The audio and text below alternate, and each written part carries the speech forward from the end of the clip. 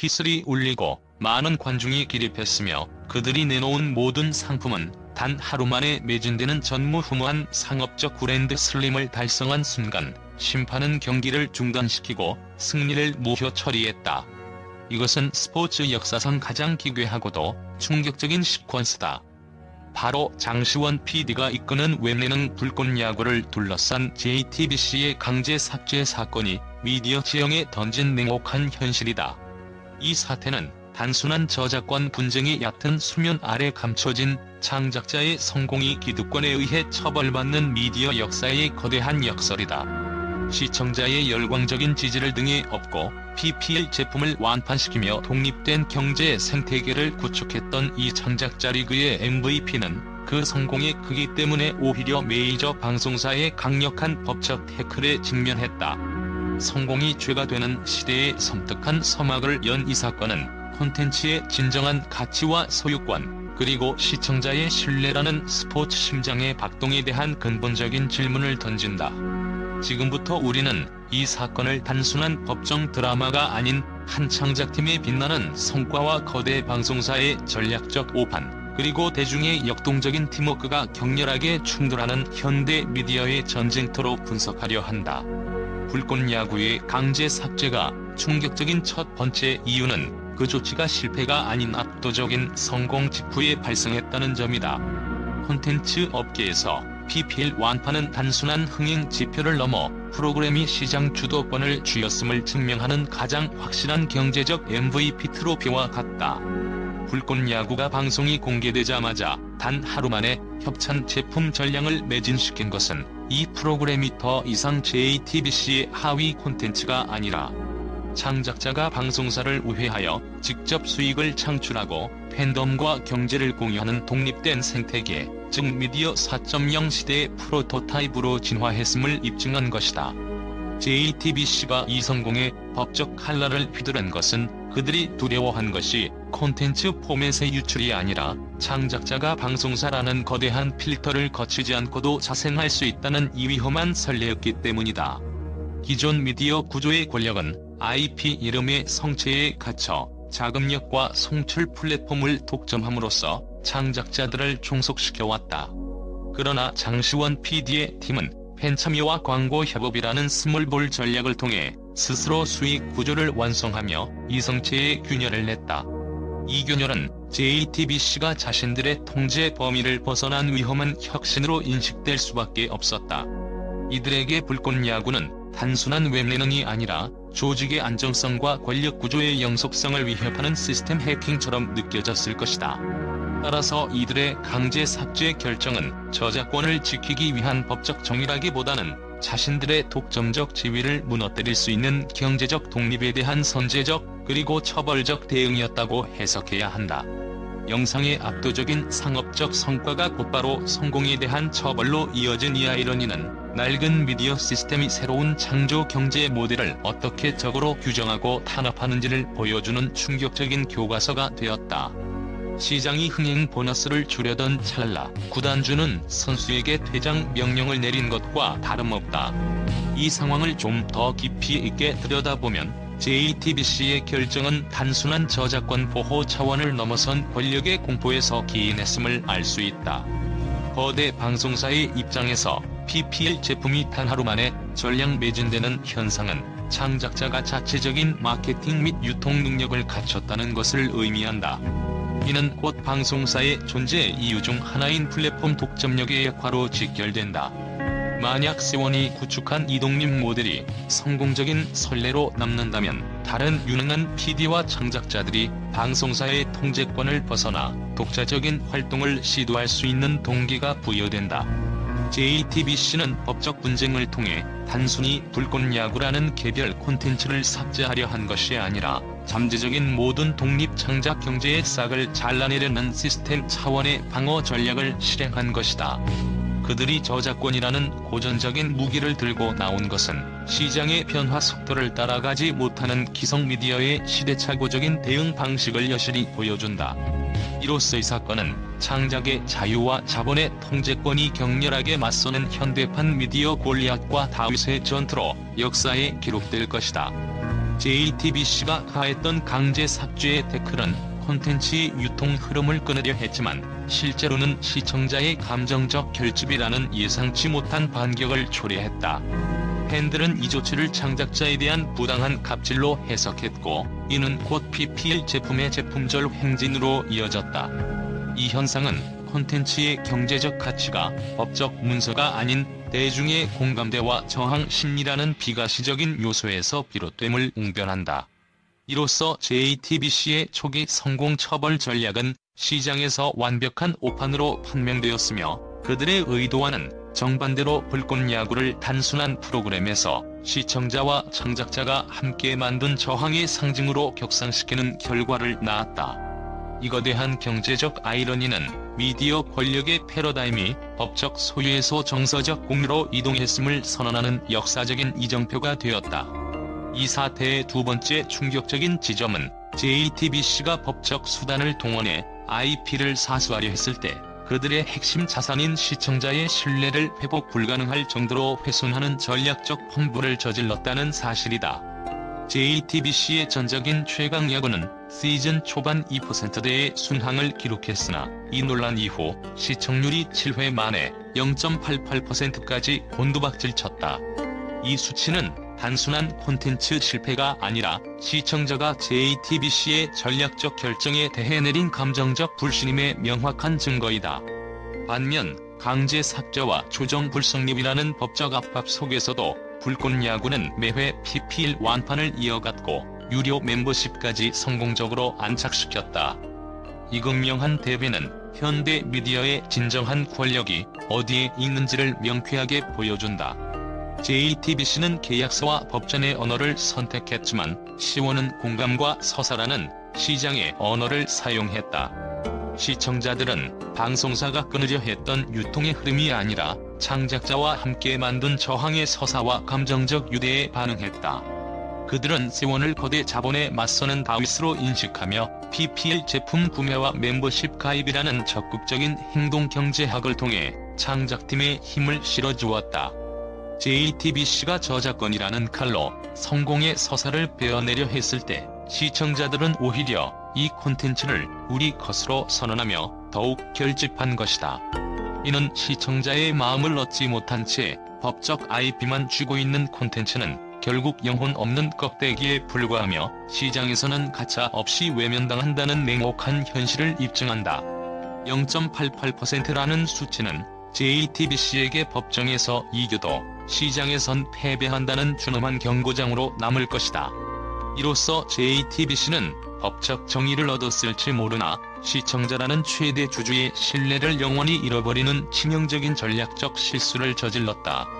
JTBC가 이번 사태에서 범한 가장 큰 전략적 오류는 이 사태를 법으로 해결될 문제라고 오판한 것이다. 콘텐츠의 본질은 법적 규정이 아니라 공감과 서사를 기반으로 하는 시청자와의 관계 구축에 있다.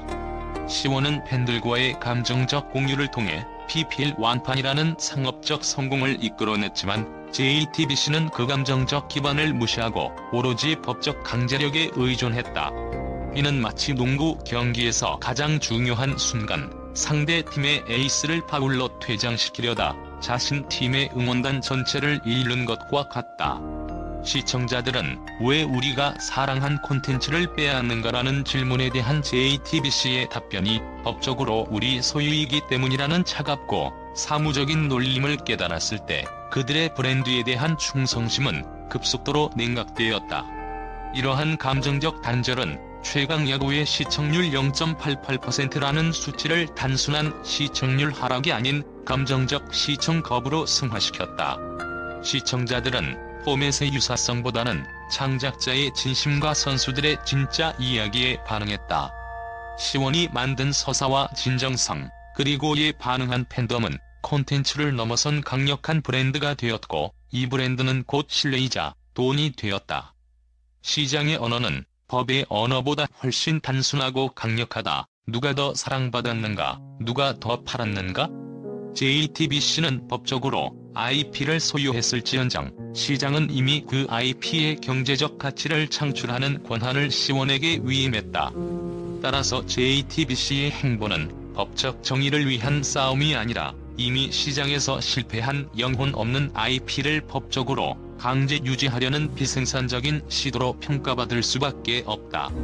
그들의 실수는 법정 싸움이 아니라 시청자의 마음이라는 가장 중요한 전장을 간과하고 스스로를 여론의 적으로 돌린 데 있다.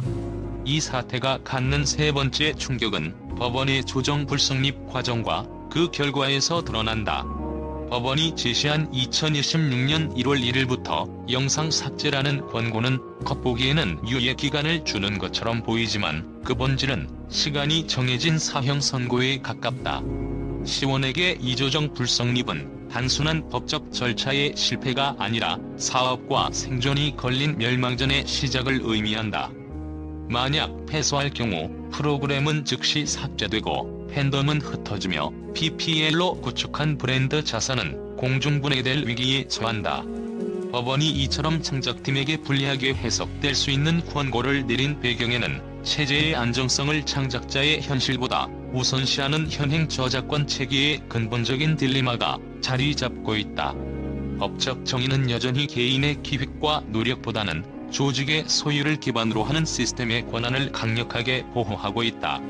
JTBC가 이 싸움에서 물러설 수 없는 이유 역시 법적 정의가 아니라 권력 구조의 유지에 있다. 한 번의 패배는 방송사가 PD 개인에게 IP를 빼앗기는 선례로 기록되어 시스템의 근간을 뒤흔드는 도미노 현상을 초래할 수 있기 때문이다. 그들은 최강야구 포맷 자체의 성공이 아니라 창작자가 방송사를 대체할 수 있다는 현실 자체를 지우려 하는 것이다. 결국 이 사건은 법적 IP와 영혼 있는 IP의 충돌로 압축된다. JTBC가 고수하는 것은 서류상의 권리, 즉 껍데기 IP이다. 그들은 이 껍데기를 지키려 애쓰지만 그 안에 담긴 영혼? 장시원 PD의 진심, 선수들의 서사, 그리고 시청자와의 정서적 연결? 은 이미 시원을 따라 떠났다. 시청률 0.88%는 영혼 없는 껍데기가 시장에서 아무런 가치도 창출할 수 없음을 증명하는 잔혹한 데이터이다. 이 딜레마는 우리에게 가장 근본적인 질문을 던진다. 창작자의 영혼이 빠진 채 법적 소유권만 유지되는 콘텐츠가 과연 살아있는 IP라고 불릴 수 있는가?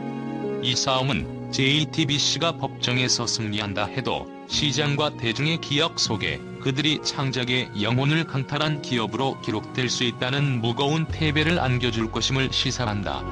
법원의 영상 삭제 권고는 현행 저작권법이 창작자의 현실보다 조직의 안정성을 어떻게 우선시하는지 보여주는 상징적인 판결이다. 이는 곧 조직의 소유가 창작의 권리보다 우선한다는 낡은 프레임워크가 여전히 미디어 산업을 지배하고 있음을 의미한다. 법원은 시원에게 생존을 위한 시간 유예를 제공하는 것처럼 보였지만 사실상 IP의 영혼을 가져간 JTBC의 손을 들어줌으로써 창작자가 독자적인 성공을 거두었을 때 시스템이 어떻게 합법적인 강압을 행사하는지에 대한 명확한 선례를 남겼다. 이로 인해 시원에게는 2026년 1월 1일까지라는 시한부 운영의 숙제가 주어졌으며 이는 매일매일 이 사업의 마지막 경기일 수 있다는 절박함을 안고 싸워야 함을 뜻한다. JTBC가 이 싸움을 멈출 수 없는 이유 역시 이들이 최강야구라는 프로그램 자체의 흥행보다 불꽃야구가 존재하는 현실 자체를 지우려 하기 때문이다. 불꽃야구가 시장에서 성공을 이어갈수록 이는 JTBC가 영혼을 놓친 껍데기 IP를 붙잡고 있다는 사실을 지속적으로 폭로하는 거울이 되기 때문이다. 그들의 목적은 시원을 이기는 것이 아니라 시원의 성공 자체를 무효화시키는 것이다. 이처럼 권력구조의 유지를 위해 시청자의 신뢰와 시장의 선택을 무시하고 법적 수단을 동원하는 행위는 궁극적으로 JTBC라는 브랜드가 미디어 갑질의 상징으로 낙인찍히게 만들었다. 법정에서의 승리가 시장에서의 패배를 상쇄할 수 없다는 냉혹한 시장 법칙 앞에서 JTBC는 영혼을 잃은 IP를 지키려다 브랜드의 영혼을 스스로 훼손하는 우를 범했다. 장시원 PD의 시원팀이 JTBC라는 거대 자본과 시스템에 맞서는 외부의 전쟁을 치르는 동안 더 치명적인 내부의 전쟁이 발생하고 있다는 점은 이 사태의 네 번째이자 가장 위험한 충격파이다. 바로 KBO 리그 팬덤과의 갈등이다. 이 갈등은 김성군 감독 관련 논란, 벽화 논란, 특정 팀 팬덤을 자극하는 별명 사용 등 사소해 보이는 실책들이 누적되어 발생했다. 시원이 JTBC와의 싸움에서는 피해자라는 영웅적 서사를 부여받았지만 KBO 팬덤과의 관계에서는 일부 팬들의 과도한 발언과 조롱으로 인해 무례하고 선을 넘는 가해자로 인식되기 시작했다. 야구는 단순한 콘텐츠 포맷이 아니다. 그것은 지역성, 역사성, 그리고 팬들의 평생에 걸친 정체성이 응축된 신성한 문화 영역이다. 시원의 콘텐츠가 이 문화를 가볍게 건드리거나 무시하는 것처럼 비춰질 때 이는 곧 콘텐츠의 확장성을 근본적으로 봉쇄하는 전략적 리스크로 작용한다. 외부의 적과의 싸움에서 승리하기 위해선 내부의 신뢰와 지지 기반이 견고해야 한다. 그러나 KBO 팬덤과의 갈등은 시원의 기반을 분열시키고 이들이 야구 콘텐츠 시장 전체에서 고립될 수 있는 치명적인 약점을 노출시켰다. JTBC는 법으로 시원의 생존을 위협하지만 KBO 팬덤의 외면은 시원의 야구 콘텐츠로서의 정당성 자체를 앗아갈 수 있다. 이처럼 시원은 전혀 다른 성격의 두 개의 전선에서 싸워야 하는 이중고에 시달리고 있다. 하나는 거대 자본가와의 IP 소유권 전쟁이고 다른 하나는 국내 스포츠 팬덤과의 문화적 신뢰 전쟁이다. 외부와의 싸움에서 얻은 대중의 공감대가 내부 팬덤과의 불필요한 마찰로 인해 역효과를 내고 있다는 점은 시원의 전략적 미숙함을 드러낸다. 진정한 승리는 JTBC를 이기는 데 있는 것이 아니라 야구라는 문화에 대한 진정성을 회복하고 KBO 팬덤을 포용하여 콘텐츠가 아닌 야구팀으로서의 정체성을 공고히 하는 데 달려있다. 이 내부의 전선이 무너지면 JTBC와의 법정 싸움에서 승리한다 해도 결국 시장에서 살아남기 어렵다는 냉철한 현실 인식이 필요하다. 시원에게 KBO 팬덤과의 갈등은 단순한 이미지 문제가 아닌 지속 가능한 사업 모델을 위협하는 심각한 전략적 리스크다. 불꽃 야구는 궁극적으로 야구라는 문화적 플랫폼 위에서 성공을 거두었으며 그 확장은 기존 야구 팬덤의 수용 여부에 달려있다. 만약 시원의 일부 팬덤이 불주라는 악성 팬덤으로 변질되어 과도한 발언과 조롱을 일삼고 이것이 콘텐츠 전체의 이미지로 투영된다면 이는 곧 프로그램의 공식적 배척으로 이어질 수 있다. 야구는 단순한 오락이 아니라 지역적 정체성과 역사를 담고 있는 문화이기 때문에 외부자가 이를 가볍게 다루거나 기존 팬덤을 자극할 경우 콘텐츠가 아무리 뛰어난 서사를 가졌다 해도 시장 전체에서 고립되는 결과를 초래한다. 이러한 내부의 갈등은 JTBC와의 법적 싸움에서 시원이 얻은 피해자 프레임을 약화시키는 치명적인 결과를 낳는다. 대중은 한쪽에서는 거대 기업에 맞서는 약자로 다른 쪽에서는 기존 문화를 존중하지 않는 가해자로 인식되는 이중적 상황에 혼란을 느낄 수밖에 없다. 따라서 시원이 취해야 할 전략은 팬과의 전쟁을 즉시 중단하고 팬과의 연대를 복구하는 것이다. 지금은 JTBC와의 법적 공방에 집중할 때가 아니라 KBO 팬덤을 향한 진정성 있는 사과와 존중을 바탕으로 더 근본적인 신뢰 회복이 필요한 시점이다. 시원의 진정한 위협은 법정 밖에 있는 JTBC가 아니라 내부에서 자라나고 있는 팬덤 분열과 문화적 배척 가능성에 있음을 명확히 인식해야 한다. 마지막으로 이 사건이 던지는 가장 중요한 충격은 미디어 산업의 미래 구조에 대한 근본적인 화두이다. 불꽃 야구는 과연 누구의 것인가? JTBC는 IP 등록과 저작권이라는 법적 권리를 내세우며 소유자임을 주장하지만 장시원 PD는 연출, 기획, 서사 구조 등 콘텐츠의 창조적 본질을 만든 창작자임을 내세운다.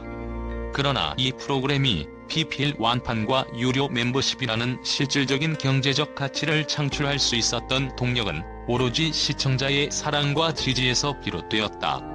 JTBC는 법을 이야기하고 시원은 창작을 이야기할 때 시장은 감정을 이야기하며 명확하게 시원의 손을 들어주었다.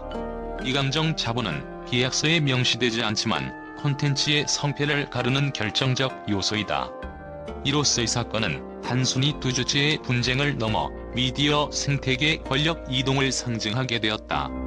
과거에는 자본과 플랫폼을 가진 방송사가 절대적인 구단주였지만 이제는 시청자의 선택이 콘텐츠의 생존 여부를 결정하는 최종 신급의 역할을 수행하고 있다. 법적 IP가 시장에서 실패하는 반면 영혼 있는 창작물이 시청자의 자발적 지지를 통해 새로운 경제 모델을 구축하는 이 현상은 콘텐츠의 진정한 소유권이 서류상의 권리가 아닌 시청자의 기억과 감정 속에 귀속된다는 강력한 메시지를 전달한다.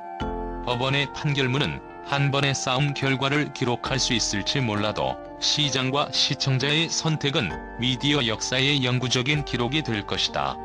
JTBC가 법정에서 승리하여 껍데기 IP를 지킨다 해도 그들이 잃은 시청자의 신뢰와 0.88%의 시청률이라는 치명적인 패배는 이미 돌이킬 수 없다.